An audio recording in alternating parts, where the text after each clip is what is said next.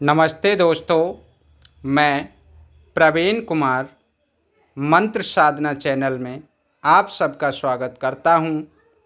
आज हमारा विषय है गड़ा अथवा गंडे का निर्माण कैसे करते हैं। तो दोस्तों, वीडियो अच्छा लगे तो लाइक शेयर सब्सक्राइब करें। गड़ा अथवा गंडे का निर्माण। गड़ा तथा गंडे का निर्माण करने के लिए आपको सर्वप्रथम कुछ सामग्री को एकत्रित करना पड़ेगा। उसके बाद आप अपने से गंडे का निर्माण कर सकते हैं। तो सामग्री, आपको काला धागा लेना होगा, धूप लाना होगा, कपूर हो, बतासा हो, लौंग हो और एक माचिस। ये आपकी गंडा बनाने के लिए सामग्री हो गई। अब इसको बनाते कैसे हैं, विधि समझ लीजिए कि विधि के लिए जो धागा है, जो आप काला धागा लाए हैं, उस धागे को जो व्यक्ति पीड़ित होता है, जो नज़र दोष से लगा है या उसे नकारात्मक ऊर्जा से ग्रसित है, उस व्यक्ति के बराबर उस धागे को पैर से लेकर सिर तक, फिर सिर से लेकर पैर तक और फिर पैर से लेकर सिर तक, इस बार इस तरीके से उसमें 3 लड़ी बन जाएंगी और फिर उसको उस पीड़ित व्यक्ति के बराबर उस तीनों लड़ियों को आप कट कर लेंगे। अब काटने के बाद क्या करना है आपको, आप अपनी कुल देवी, कुल देवता, इष्ट देवता या आपके गुरु का मंत्र है, आप पर गुरु के मंत्र का जाप करते हैं, तो आप इनमें से किसी का नाम लेते हुए आप वो तीनों लड़ियों को उसमें ऐंठ भर लेंगे।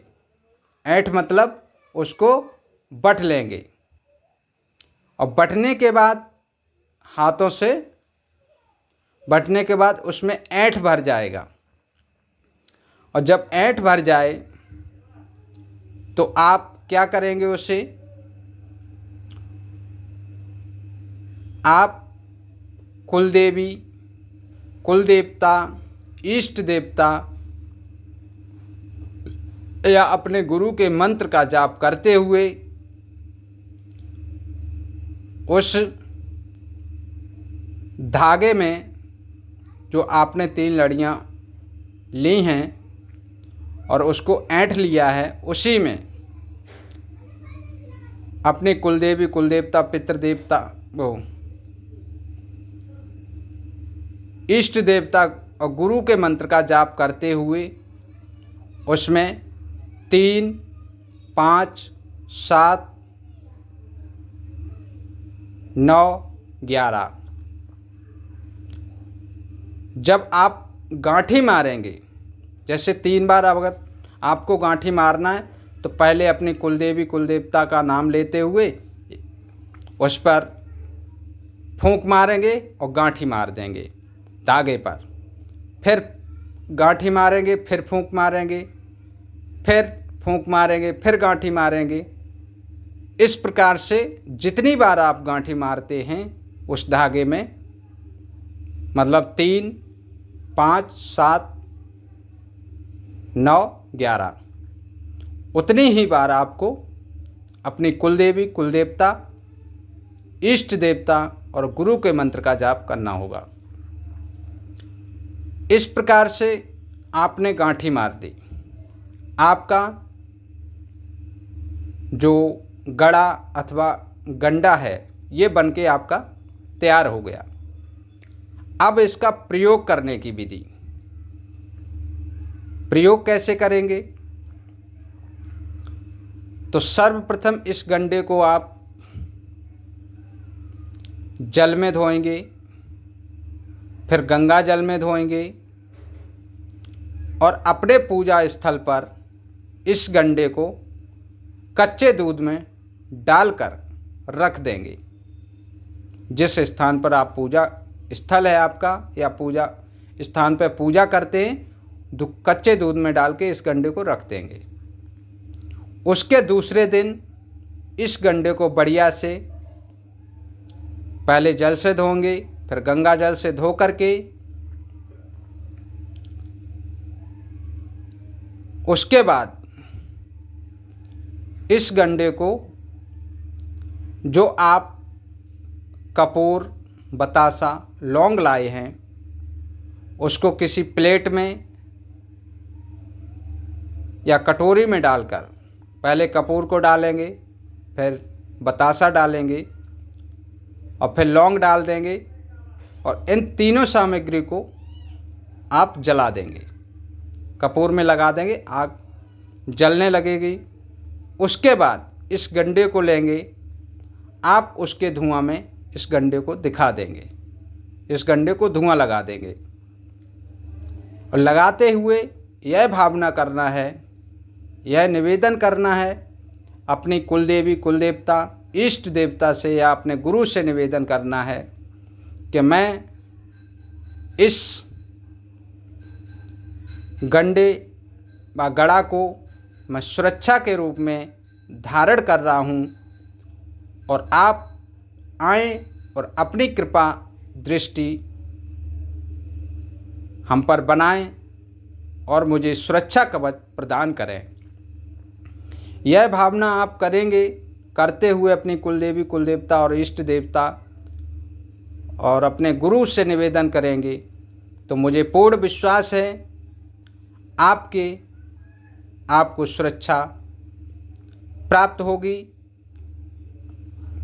और